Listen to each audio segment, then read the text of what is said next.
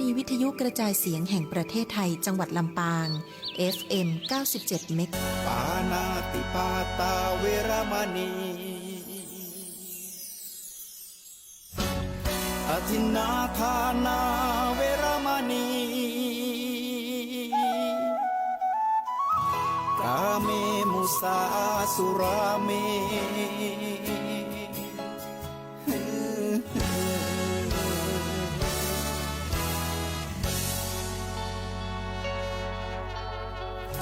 ศีลคือข้อห้ามธรรมคือข้อให้พุทธองค์ตรัสไว้ชี้ทางใจให้ภาคเพียรเบญจศีลเบญจธรรมท่องจำสมัยเราเป็นนักเรียนธรรมะไม่เคยแปลเปลี่ยนแต่เรายังจำได้มาทวงคำมั่นหมู่บ้านศีลห้าคือเป็นพันธะชาวพุทธทุกคนทั่วไทยสำนักพุทธขับเคลื่อนธรรมจุดเทียนสว่างที่กลางหัวใจสังคมจะร่มเย็นได้ศีลธรรมในใจต้องมีเบญจศีลว่ายังไงไหนลองท่องมาข้อหนึ่งห้ามฆ่าสัตว์ข้อสองห้ามลักทรัพย์ข้อสามห้ามประพฤติผิดในกามข้อสี่ห้ามพูดเท็จข้อห้าห้ามดื่มสุราแล้วเบญจะทำทั้งห้าว่าอย่างไรในบอกชัดๆอีกทีข้อหนึ่งเมตตากรุณาข้อสองสัมมาอาชีพข้อสามกามสังวรข้อสี่ต้องมีสัจจะข้อห้าสติสัมปชัญญะศีลห้าข้อทำห้าข้อทำใจทำได้สักข้อหรือยังมีศีลสุขล้ำมีธรรมสุขใจ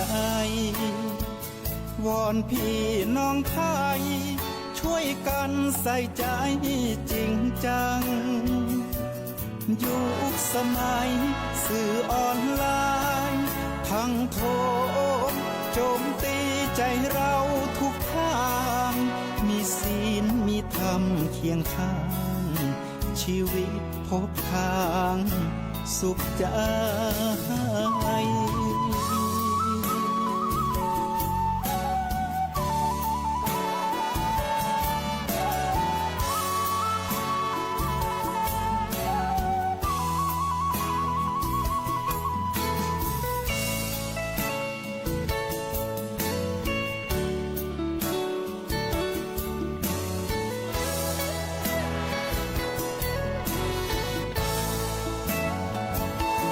เบญจศีล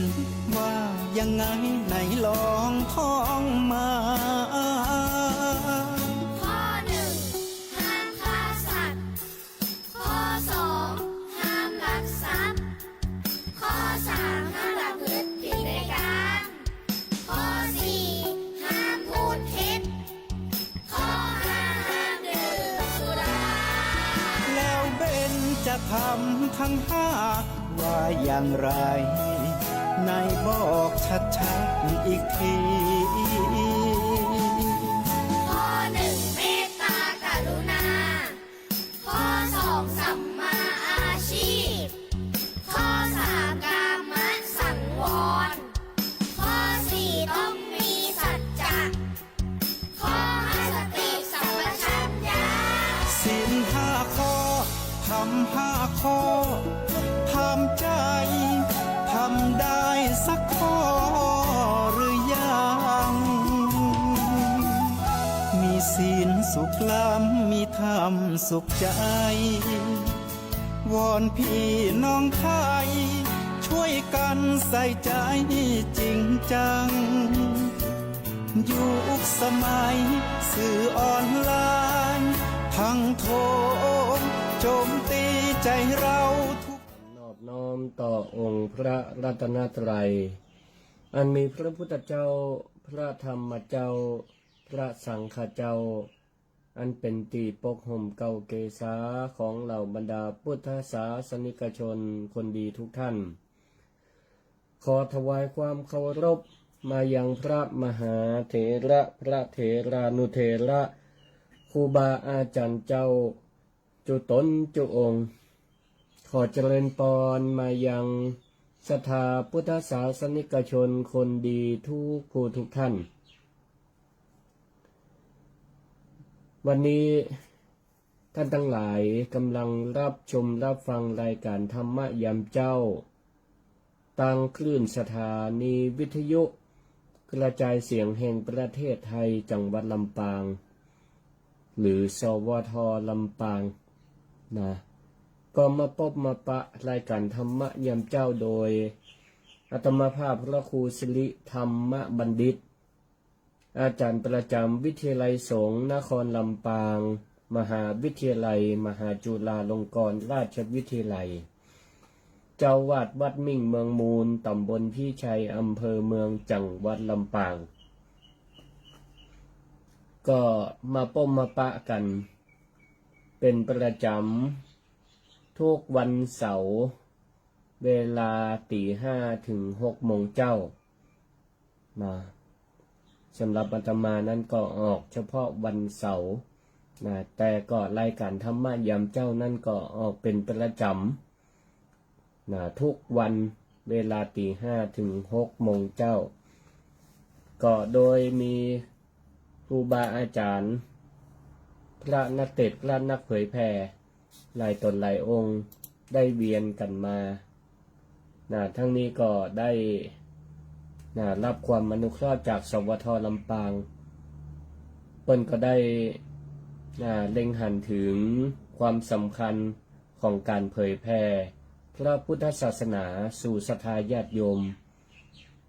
ทางช่องทางคลื่นสถานีวิทยุก็มีศรัทธาจำนวนบ่น้อยที่ยังติดตามรับฟังรายการธรรมะทางคลื่นสถานีวิทยุและก็รายการอื่นๆยังมีนักอยู่ในตอนเจ้ายามเจ้ามืดจะอีนี่ก็เป็นเวลาที่เหมาะแก่การฟังธรรมะเป็นเวลาที่เฮาท่านทั้งหลายตื่นนอนมาด้วยบรรยากาศที่กำลังเงียบสงบยังบ่มีความวุ่นวายมามีเสียงจากในบ้านในจองจากตังข้างบ้านข้างจองก็ดียังเงียบสงบอยู่หลายๆคนก็กำลังพักผ่อนเนื่องจากวันนี้ก็เป็นวันเสาร์เป็นวันหยุดราชการวันหยุดเรียนของหลายๆคนแต่สำหรับศรัทธาหลายผู้หลายท่านที่ก็ตื่นเป็นประจำอยู่ละตื่นเจ้าเฮาก็มาฟังธรรมะเพื่อเป็นเครื่องคัดเกลากิเลสคือความโลภความโกรธความหลงให้มันออกไปก็เหมือนกับศรัทธาญาติโยมทั้งหลายแต่ละวันเฮาก็ยังต้องมีการเพี้ยวพัดปัดกวาดบ้านจ่องห้องหอมีการทำความสะอาดล้างภาชนะถ้วยจานจ้อนทั้งหลายเมื่อเฮาได้บริโภคได้ใจได้สอยมันก็เกิดการเปื้อนด้วยคราบต่างๆเฮาก็ใจน้ำยาล้างจานในการล้างคือมันสะอาดหมดจดสดใส ดังเดิมจิตเฮาก็เหมือนกันท่านสาธุชนทั้งหลายจิตเฮาก็เหมือนกับภาชนะที่มันเคยสะอาดอยู่ตลอดเวลาและเฮาก็ควรที่จะทำภาชนะหรือจิตใจของเฮาให้มันสะอาดอยู่ตลอดเวลาแต่ละวันตั้งแต่ตื่นเจ้าจนถึงเข้านอนเฮาก็อาจจะมีโอกาสได้ถูกกิเลสคือความโลภความโกรธความหลงมาเกาะมาติดความโลภความโกรธความหลงก็เปรียบเหมือนของปฏิกูลของที่มันบ่สะอาดมาเกาะมาติดก็ทำให้ภาชนะนั้นมันก็บ่สะอาดมีความเหม็นมีความบ่งามหูบ่งามตาและก็บ่ควรแก่การเอามาใจสอยได้จิตใจก็เช่นกันถ้าชาบทาเกาะติดด้วยกิเลสหนักผ่องน้อยผ่องมันก็บ่ควรแก่การดำเนินชีวิตเพราะฉะนั้นเราก็ต้องมันชำระการฟังธรรมะก็เป็นเครื่องในการชำระจิตใจของเราให้มีความบริสุทธิ์มีความสะอาดอยู่ตลอดเวลาการฟังธรรมะนั่นก็มีความจำเป็นที่จะต้อง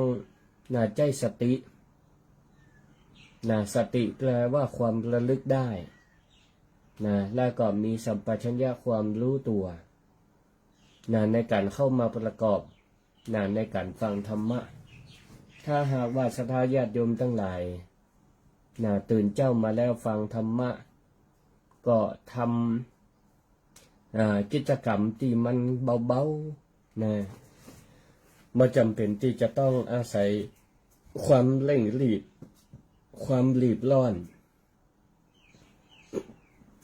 ฟังธรรมะไปตัวทำกิจกรรมเบาๆไปตัวที่มันบ่ต้องใจเสียงเพราะว่าเสียงมันก็จะเป็นอุปสรรคในการไปรบกวนเสียงของผู้เทศผู้อู้ก็คือเสียงอาตมานั่นเองเนาะถ้าเราทำมันอย่างเสียงดังมันก็จะกรบเสียงธรรมะเสียงคนอู้ก็จะเป็นอุปสรรคทำให้การฟังนั้นมันก็กระท่อนกระแท่นฟังบ่เต็มที่ฟังบ่จบฟังสะดุดเหมือนกับท่านทั้งหลายฟังเพลงสมัยก่อนมีซีดีแผ่นเสียงถ้าแผ่นเสียงนั้นมันบ่ราบรื่นก็สะดุดปุดขาดก็ทำให้ประโยชน์ที่จะได้มันก็บ่เต็มที่ฟังทำแล้วก็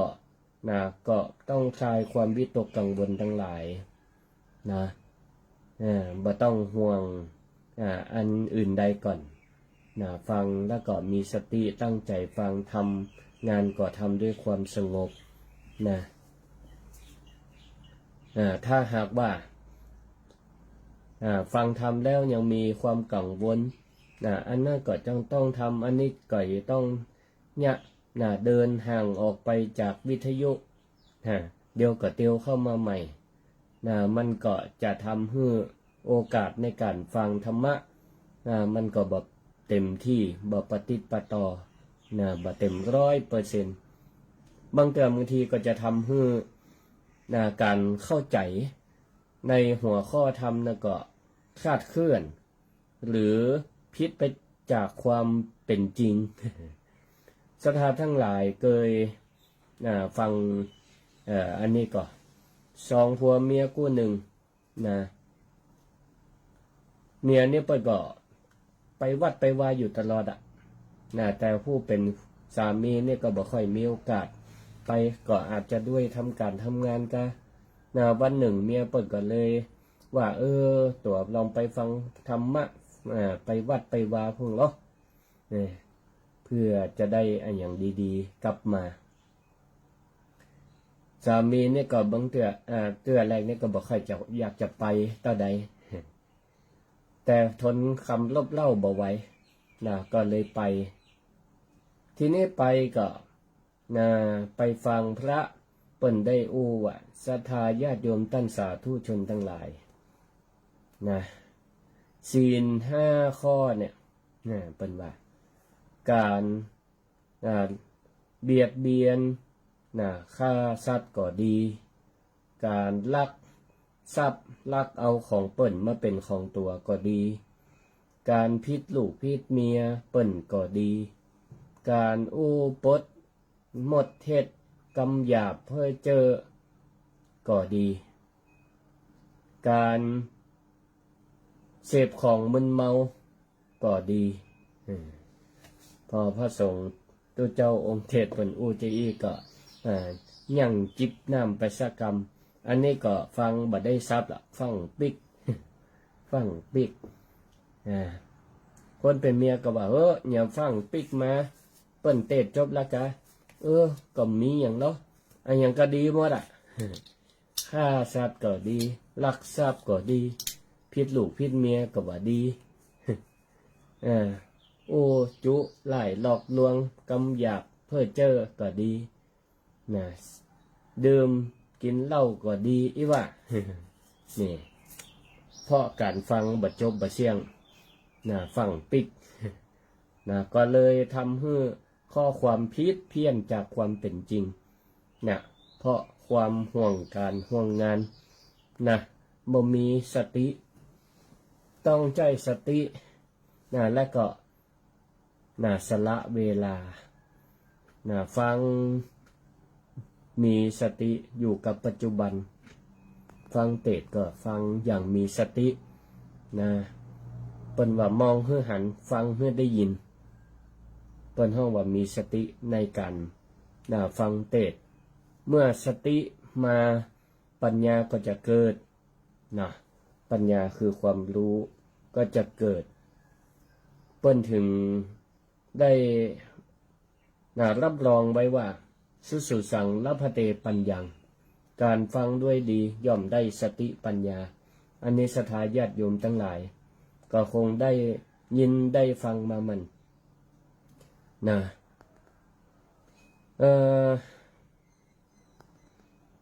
ก็เมื่อเราได้มีโอกาสฟังเทศน์ฟังธรรมแล้วนะก็จะได้มีโอกาสนะเอาคำสั่งสอนของพระพุทธเจ้ามาชำระร่างจิตใจของเราให้มันหมดจดสดใสสะอาดอยู่ตลอดเวลาเหมือนที่ได้ยกตัวอย่างตะเกียว่าศรัทธามันล่างถ้วยล่างจานให้มันสะอาดอย่างใดก็ขอให้เราท่านทั้งหลายได้มันชำระจิตใจของเราอยู่ตลอดเวลานะฟังแล้วก็ขอได้เอาไปคิดพิจารณาไปปฏิบัติเนาะธรรมะนี่ก็ต้องฟังแล้วก็ต้องปฏิบัติทำมันนะ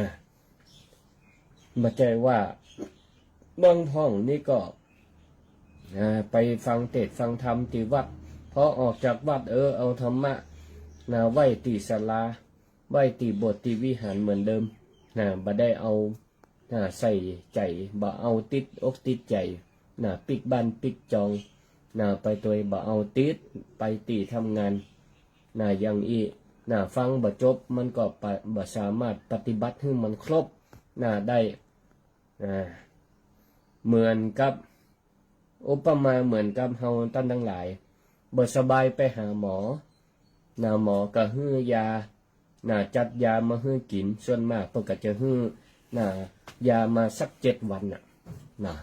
เอายามาให้กินวัน7 วันเพิ่นก็บอกว่าให้กินเป็นประจำทุกวันให้มีวินัยในการกินยาแล้วก็จะหายจากโรคภัยไข้เจ็บอันนี้ได้ยามาแล้วกินเหี่ยได้สักวัน2 วันหันว่าอาการมันยังแฟนก็เลิกกินละเลิกกินละอย่างนี้มันก็ทำให้สูตรยานั่นตีเปิ่นจัดมาให้กับบ่ครบเดี๋ยวถ้าเกิดกลับมาเป็นแฮมก็หาว่ายาหมอบดีอย่างนี้เป็นต้นเฮ เราก็ต้องทำบ่อยๆนะการฟังธรรมะก็เหมือนกันทำบ่อยๆฟังบ่อยๆทำบ่อยๆนะอันเนี้ยธรรมะก็จะเป็นนะสิ่งที่คุ้มครองธรรมะก็จะเป็นเครื่องคุ้มครองชีวิตเพื่อแก่หมู่เฮาได้ที่นี้จะทำจะใดจะทำเพื่อธรรมะติดตามใจเฮาไปได้ตลอดเนี่ยจะได้จะเพื่อธรรมะเป็นอันหนึ่งอันเดียวกับชีวิตของเฮาเป็นเนื้อเดียวกันเปิ้นก็อธิบายว่าเฮาก็ต้องมีเครื่องมือนั่นก็คือหมายความว่าเฮาต้องหมั่นบำเพ็ญบารมีมีต้อง10อย่างสิ่งที่เป็นสำคัญพื้นฐานเบื้องต้นทำมาอย่างนี้ต้องบำเพ็ญบารมีข้อนี้ก็คือขันติบารมีขันติบารมีแปลว่าอย่างแปลว่าคุณเครื่องแห่งความอดทนเครื่องมือก็คือความอดทนเราต้องมีความอดทนฟังธรรมะก็ต้องมีความอดทนในการฟังให้จบและก็จะประพฤติปฏิบัติอย่างตามหลักธรรมคำสอนก็ต้องมีความอดทน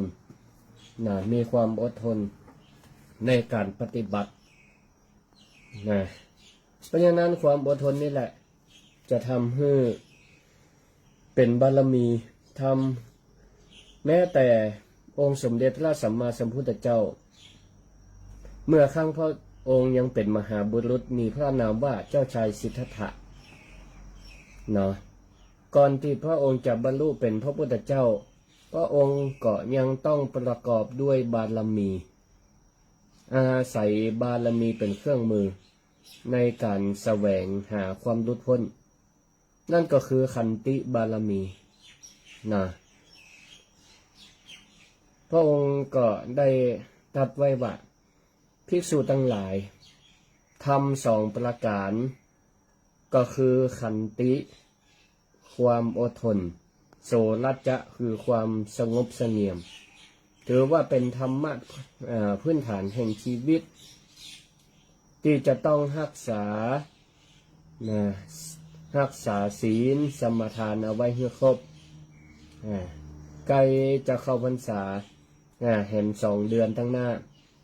ถ้าเฮาสมทานเลิกเหล้า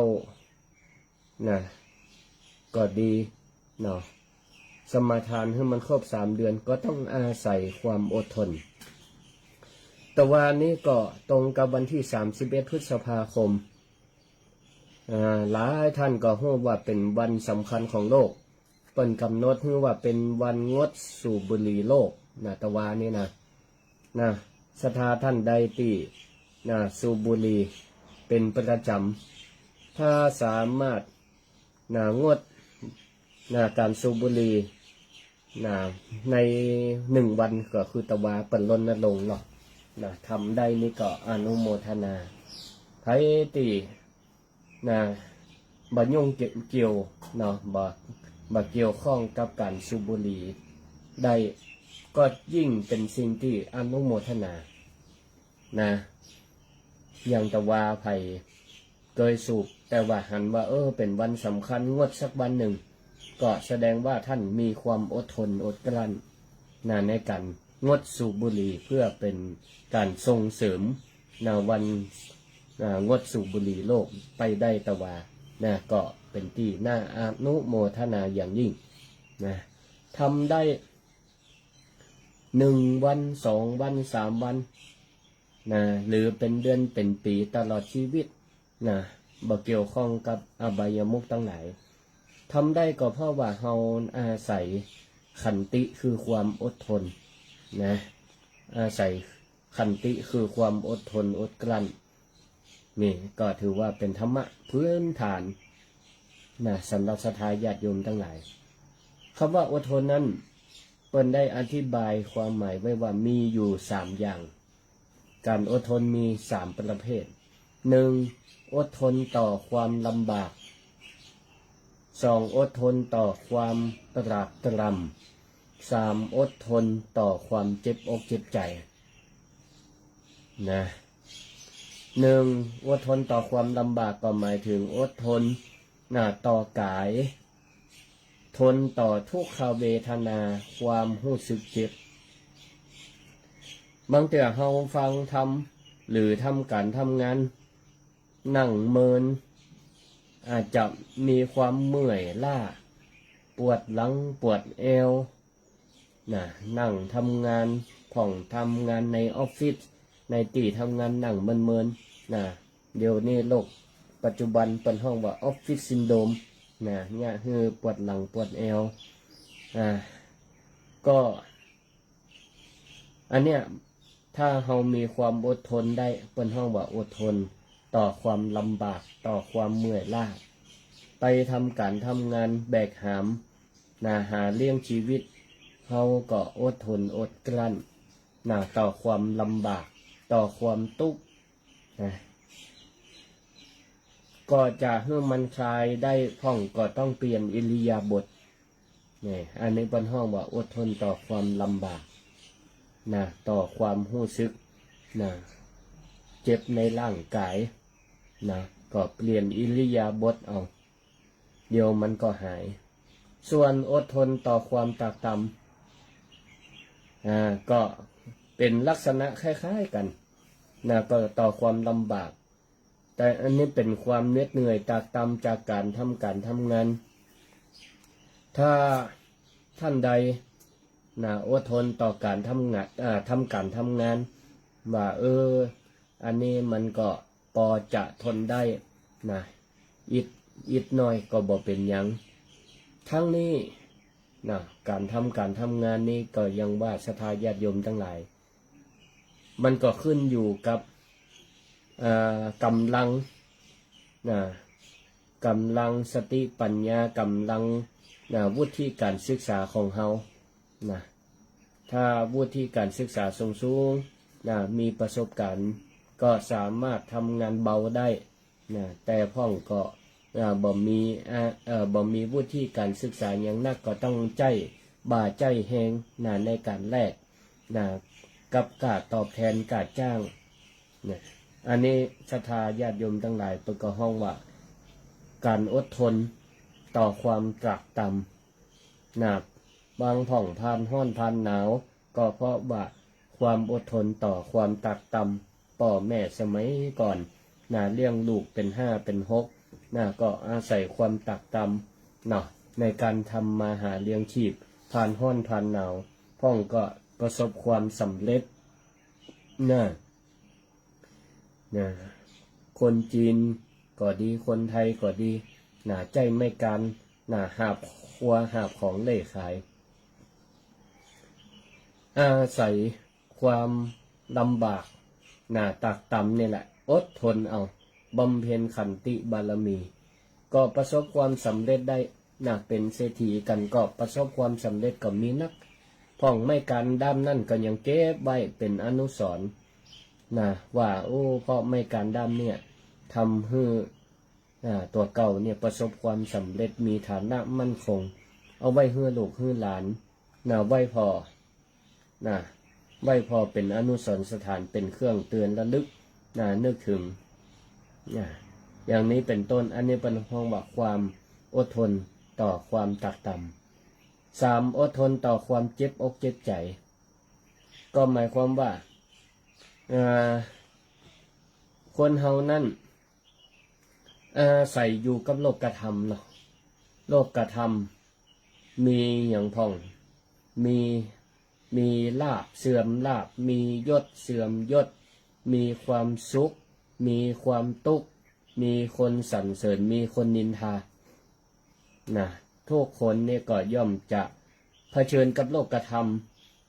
เป็นประจำทุกวันบ่เรื่องใดก่อนเรื่องหนึ่งถ้าคน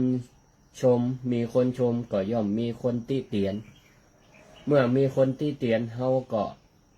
อาศัยความอดทนต่อความ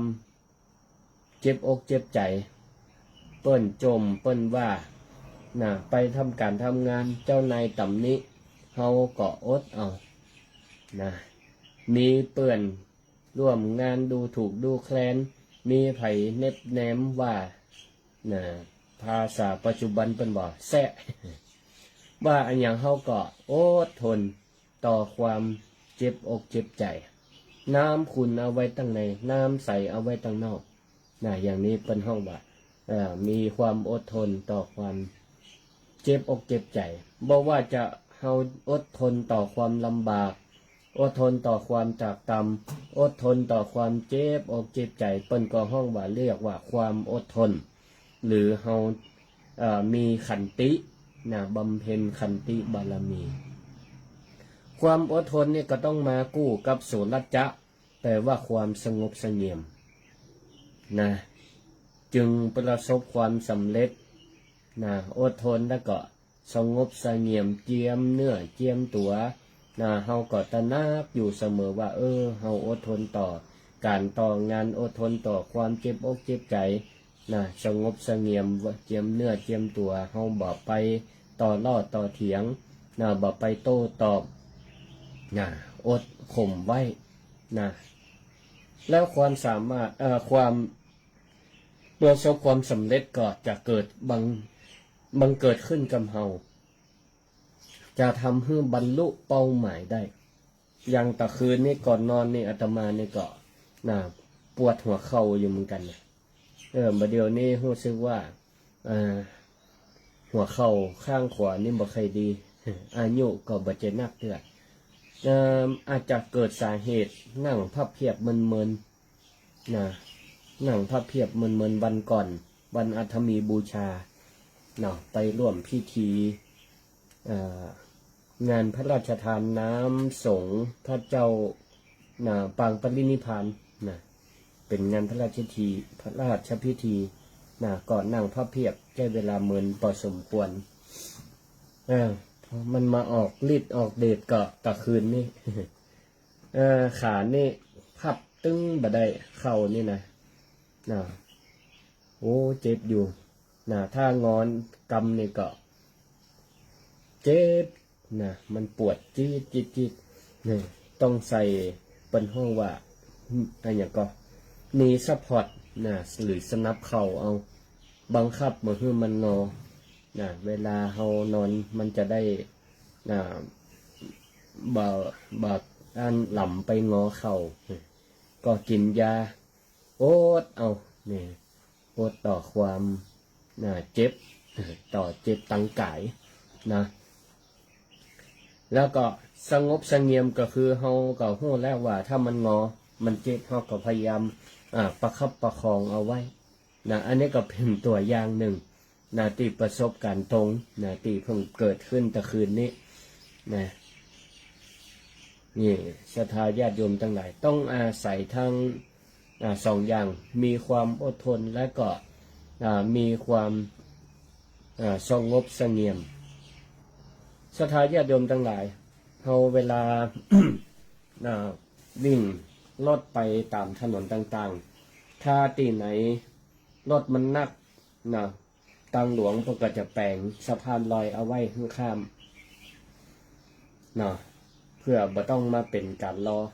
รถเองก็บ่ต้องมาชะลอระมัดระวังคนจะข้ามก็เพื่อไปข้ามสะพานลอยมีสะพานลอยบ่น้อยเหมือนกันกลายเป็นสะพานล่างกลายเป็นสะพานร้างเพราะว่าอย่าง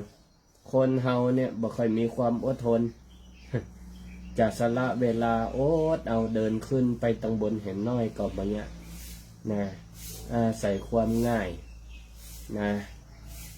รถบ่เป็นยังรถบ่มานักรถต้องพอเฮาเดินข้ามต่างเอาหรือบางแต่ขึ้นคาไดเป็นการเตียวขึ้นเตียวลงอย่างนี้ก็บ่มีความอดทนบ่มีความสงบเสงี่ยมบ่เคารพกฎจราจรอย่างนี้เป็นต้นหรือบางเทื่อเรามีโอกาสไปแอวที่ไหนสถานที่เปิ้นท่องเที่ยวเปิ้นพยายามคือมันสะอาดสะอ้านคนไปหัน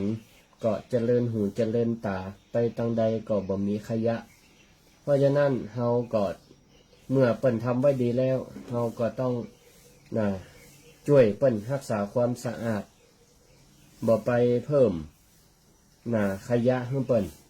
หรือจะทิ้งจะขว้างก็ต้องหาถังให้มันขว้างให้มันเป็นที่เป็นตางก็ต้องอาศัยความสงบเสงี่ยมเรียบร้อยถ้าเราเหมือนมีความอดทนพอที่จะถือขยะไปหาถัง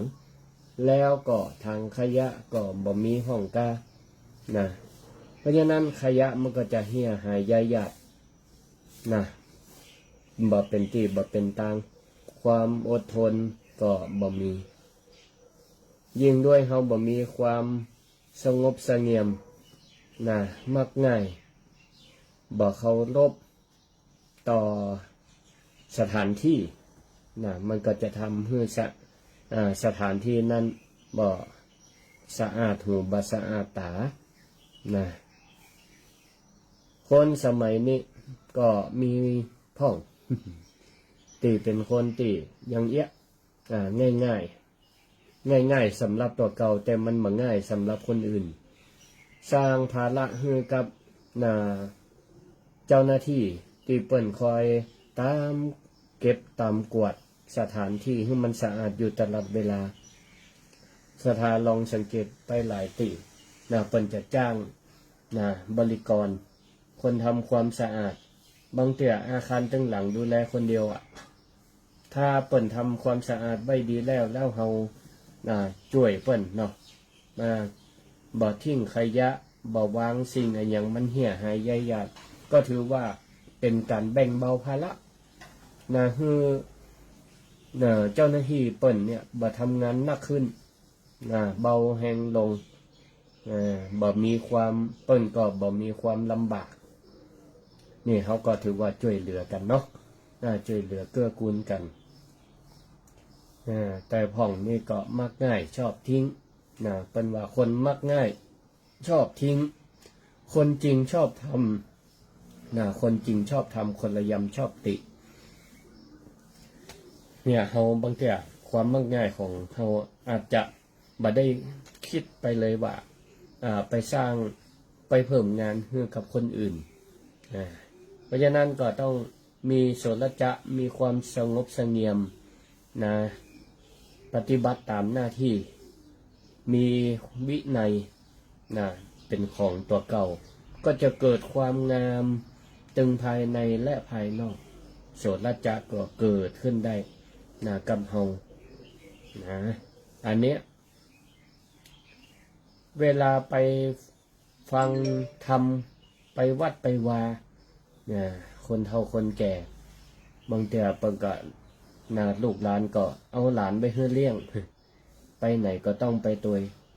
แต่ก็ถือว่าเป็นโอกาสที่เฮาฝึกละอ่อนเพื่อมันเข้าวัดเข้าวาเพื่อไปฮู้ไปหันสิ่งที่ปู่ย่าตาทวดได้ไปทำแล้วก็ละอ่อนก็จะได้จดได้จ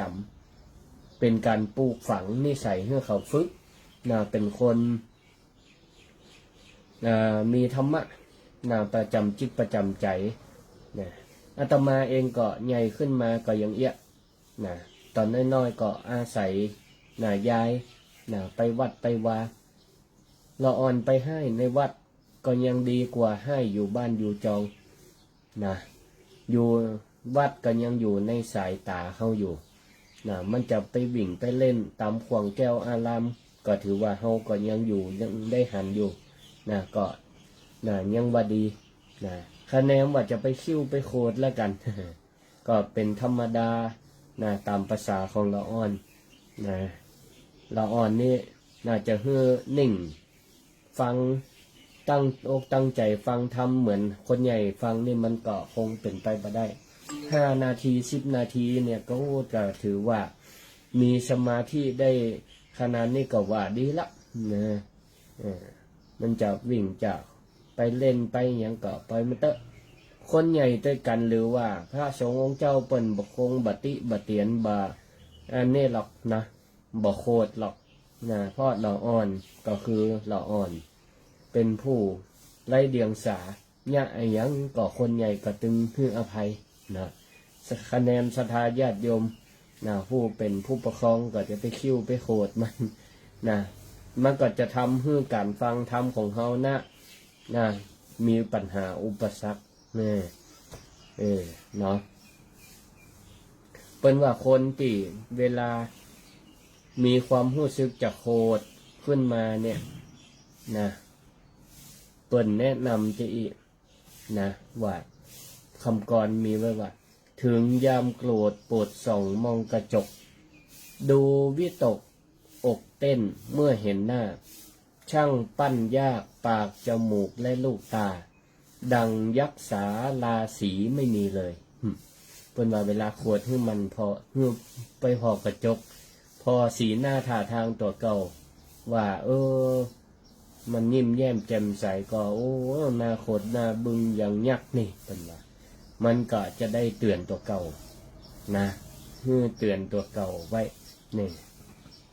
อันนี้ก็เป็นเทคนิคเป็นว่าแล้วก็คลายความโกรธลงได้ก็เพราะอาศัยความอดทนและก็ความมีความสงบเสงี่ยมอย่างนี้เป็นต้นอยู่บ้านอยู่จองเมืองเตี่ยลูกหลานตันเต้าย่าครัวเหี่ยหายยายหยาดพ่องบ่เก็บครัวเป็นระเบียบเรียบร้อยพ่องอย่างที่มันอดทนได้ก็อดเอาพ่องแนะนำก่อนแนะนำในโอกาสที่ควรจะแนะนำเป็นแนะนำตอนโคดนี่มันได้โคดตึงเปิ่นโคดตึงตัวอย่างนี้มันก็จะทำให้บรรยากาศมันเสียไปในชีวิตของคนเฮาเนี่ยได้หันคนที่ประสบความสำเร็จก็มีนักมีหลายเพราะอย่างเพราะว่าเปิ้นอาศัยความอดทนและก็ความสงบเสงี่ยมความสงบเสงี่ยมสองประการเนี่ยธรรมะสองประการเป็นธรรมะขั้นพื้นฐานเป็นธรรมอันทำให้งามคนอยากจะงามเนี่ยเพราะอาศัยความอดทนและความสงบเสงี่ยมได้เขาจะทำดีให้สำเร็จก็ต้องมีความอดทนในทุกเรื่องทุกอย่างทุกประการนักตะวันตกคนหนึ่งเปิ้นแต่เดิมเนี่ยเป็นคนติดอ่างจะหยังก็อยู่หั่นกำเปิ้นกำที่นี่เปิ้นก็มีความใฝ่ฝันอยากเป็นนักนี่ถ้าเป็นเฮานี่ศรัทธาญาติโยมทั้งหลายปัญหาอุปสรรคคือติดอ่างติดอ่างแต่อยากเป็นนักมันคนละเรื่องถ้าเป็นเฮานี่จะได้ก็ล้มเลิกความตั้งใจเนาะแต่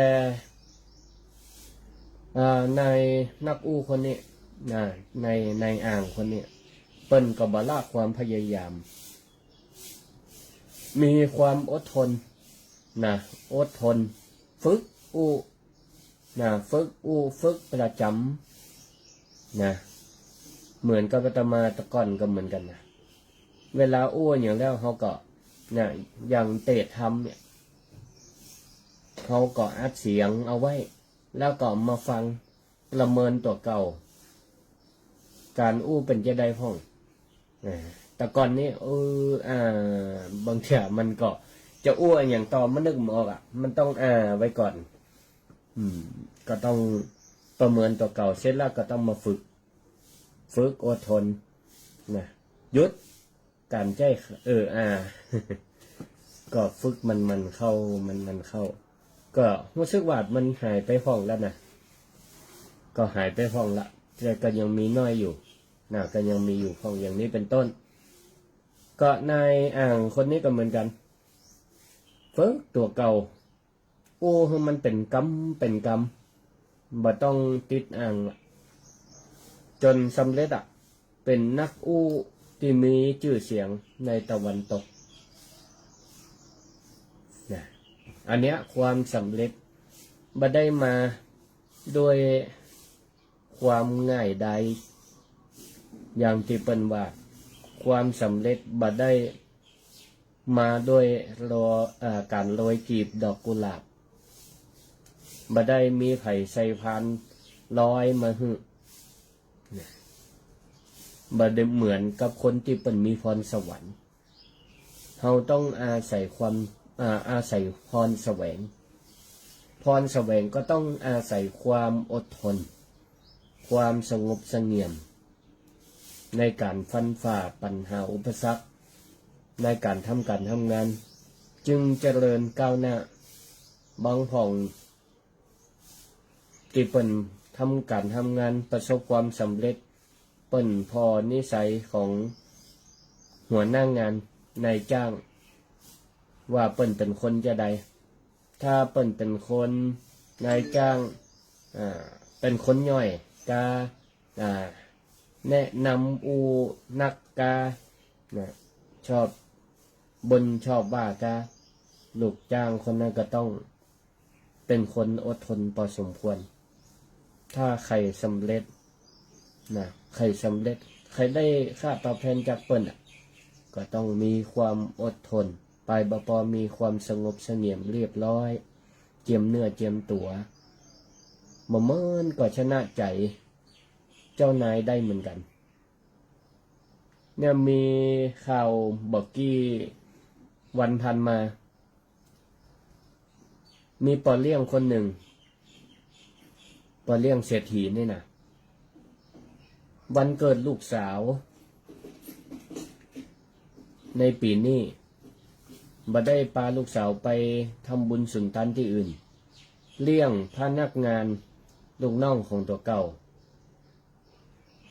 แล้วก็มีการจับสุ่มรางวัล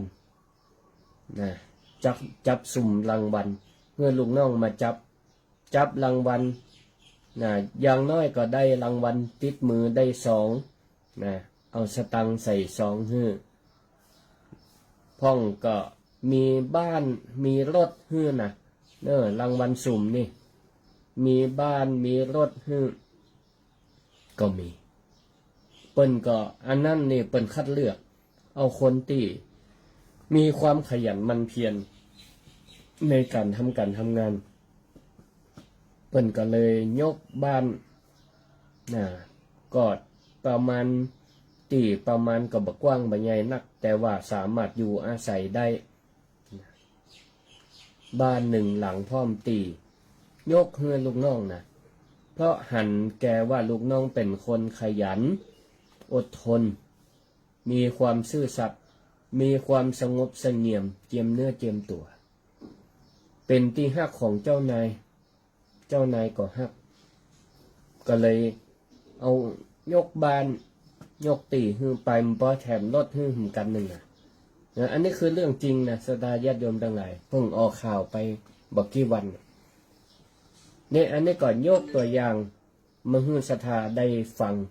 ว่าคนที่มีความอดทนต่อความลำบากมันเจ็บมันปวดตามร่างกายเฮาก็อดเอาข่มทุกขเวทนาอดทนต่อความจากต่ำการทำงานมันอิดมันเหนื่อยเฮามาพักกินน้ำกินข้าวได้ฟังเสียงเพื่อกำลังใจจากลูกหลานตันเต้าสามีภรรยาเพื่อนร่วมงานก็หายเหนื่อยอดทนต่อความเจ็บใจได้มีความสงบเสงี่ยมเรียบร้อยทำ2ประการนี้ก็จะปกป้องคุ้มครองให้เฮาเนี่ย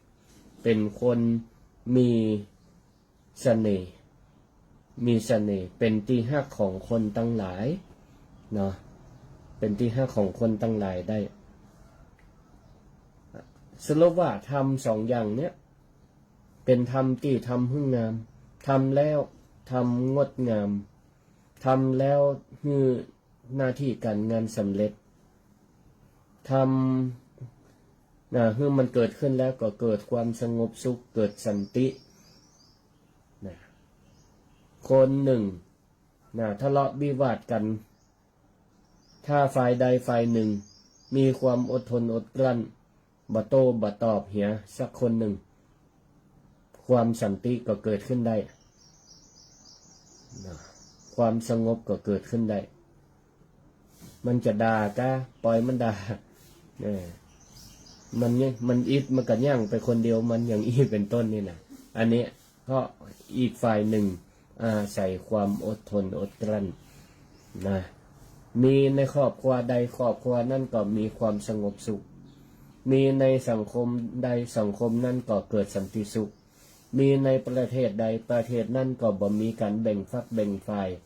นะมีแต่ความสันติสุขได้วันนี้ก็ได้นำธรรมะ2 ข้อง่ายๆนะเป็นว่าทำให้งามคือขันติความอดทนโสรจะความสงบเสงี่ยมนะมาแนะนำมานำเสนอนะมานำเสนอให้กับศรัทธาญาติโยมทั้งหลายที่กำลังรับฟังรายการธรรมะยามเจ้าจากสถานีวิทยุกระจายเสียงแห่งประเทศไทยหรือสวทลำปางก็ยังพอมีเวลาแห่มสักบักกี่นาทีนี่ก็เปิดโอกาสให้ศรัทธาญาติโยมลองโทรเข้ามาในรายการธรรมยามเจ้าโดยพระครูสิริธรรมบัณฑิต064-949-5999ติชมรายการสิริธรรมกำเมืองใดเนอะหรือว่าในวันเสาร์หน้าใครฟังธรรมะในหัวข้อประเด็นใดก็โทรเข้ามาแนะนำได้อาตมาก็จะไปสืบค้นมาฮึนะเจริญปอนสาธุคุณแม่ชื่อแม่จำเรียงเนี่ยเจ้าเก่าเจ้าเดิมชัดเจนดีเจ้าสาธุท่านมหาสาธุธรรมะเข้าใจดีเนาะแม่ต้องชอบอยู่แล้วเจ้าดีแล้วทุกขั้นแบบนี้อย่างย้ำมหามาเตะนะสาธุเสาร์หน้าใครฟังอะไรยังบอกได้เนอะหรือว่าตามใจคนจับโอ้แม่นี่ฟังได้ดังบนของท่านสาธุฟังได้ทุกเรื่องเนาะดีละขอบคุณนักขอบคุณหลายๆนะติดตามจ่าสาธุขอให้สุขภาพแข็งแรงเจริญปอนสาธุโทรเข้ามาได้เนอะ064-949-5999เจริญปอนไปตาเจ้าพระอาจารย์แม่ท้าเนาะเจ้าสาธุลูกเจ้าฟังทุกวันเลยละเจ้าทุกวันดีละสาธุนี่กะทิอย่างดีเนาะพระอาจารย์เนาะแม่นละอย่างทุกอย่างต้องทำก่อนเนาะถูกต้องก่อนจะทำเนาะอาจารย์เนาะสิ่งที่ทำคำที่พูดใจที่คิดต้องมีสติก่อนเนาะอย่างกายะเนี่ยนะเขาเอาไปทิ้งแล้วขายยังมาเก็บนะพระอาจารย์แม่นละต้องฝึกเป็นวินัยต่อเก่าไว้เอาใส่ถุงกระเป๋าเสื้อไว้ก่อนป้าถังก้อยเอาขวางเนาะคนนี้โม่อย่างกว้างไปเลยนั่นเขาต้องหันใจคนอื่นเป็นตัวเนาะใช่ต้องเลือกใจคนใจก่อนแล้วอาจารย์ดีละสาธุฮะแม่ขอให้อาจารย์อายุมั่นฝันเงินเด้อสาธุขอบคุณอาจารย์สุขภาพเป็นหนาพระอาจารย์เจ้าสาธุเหมือนกันเนอะขอให้สุขภาพแข็งแรงเจริญปอนสาธุเจ้านะคะเจริญปอนฮัลโหลแม่ยังบ้านนาโมตำบลยังยาว ำเภอมาวันจังหวัดลำปาง แม่ไล่เนาะ จะ ฟังอยู่ห้างชัดวันน่ะ โอ้ สาธุสาธุโน่ขึ้นไป ถูกใจเนาะ ถูกอกถูกใจดีเนาะ ทุกอย่างทุกประการฟังนี่มา ดีละฟังแล้วก็อันสอนลูกสอนหลานเด้อเนอะสาธุขอให้สุขภาพแข็งแรง ฟังทุกเวลานาทีฟังเทปนี่นะ ดีละนะอนุโมทนาเนาะขอบคุณแม่ไล่เจริญพรกำลังใจนะ ขอบคุณนักขอบคุณนักเจริญพรเนอะสาธุก็โทรเข้ามาได้อยู่นะก็ในช่วงที่รอสายก็ขอโอกาสประชาสัมพันธ์เชิญชวนสถานที่ฟังอยู่มีไผที่เปิ่นจบม.6 บอกลูกบอกหลานหรือจบปริญญาตรีมาเรียนต่อที่มจร.วิไลสงฆ์นครลำปางได้เนอะจบม.6 กับมาต่อปริญญาตรีจบปริญญาตรีมาต่อปโทเรียนปริญญาโทพระพุทธศาสนาก็ได้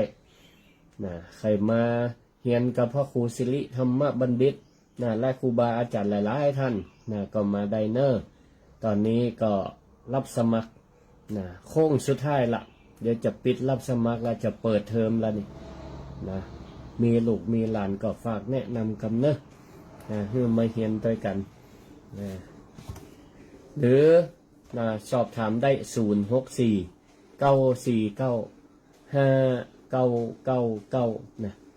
ติดต่อสอบถามรายละเอียดได้เจริญพรสาธุ แม่ทองสุกบ้านดงบ้านนาดง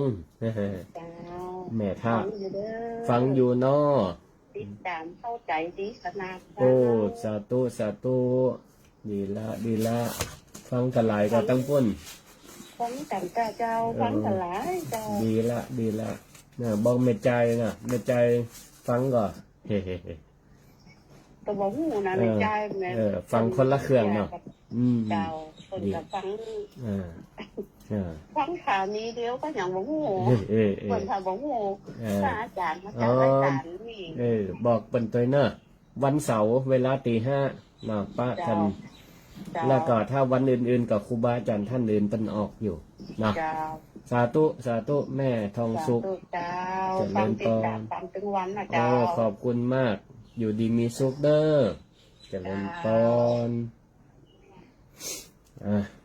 อันนี้ก็สถาบันนาดงอำเภอแม่ทะฟังรายการกันประจำฟังตังคืนของวิไลสงฆ์นครลำปางของFM 106.50 เมกะเฮิรตซ์ก็ฝากติดตามตัวก็ครูบาอาจารย์เปิดก็ออกรายการกันอันนี้ก็เหมือนกันเนาะทางขึ้นสถานีวิทยุกระจายเสียงแห่งประเทศไทยสวทลำปาง 5:00 ถึง 6 โมงทุกวันครูบาอาจารย์ประกาศเวียนกันมาออกตีได้ยินประจำก็ท่านอาจารย์พระครูวิบุญปริยัตยากรเจ้าวัดดอกเป้าเนาะเปิ้นก็ถ้าครูบาอาจารย์ท่านอื่นเปิ้นบ่มีเวลาติดการติดงานเปิ้นก็จะออกแต่นอย่างนี้เอาละสถาก็หมดเวลาหมดขอลวดลาสถาไว้เพียงต่ออีกก่อนเนาะขอให้อยู่ดีมีความสุขอายุวันโนสุขังปะลังติดตามรับฟังรายการธรรมะยามเช้าได้ใหม่ในวันและเวลาเดียวกันนี้ทางสถานีวิทยุกระจายเสียงแห่งประเทศไทยจังหวัดลำปาง FM 97 เมกะเฮิรตซ์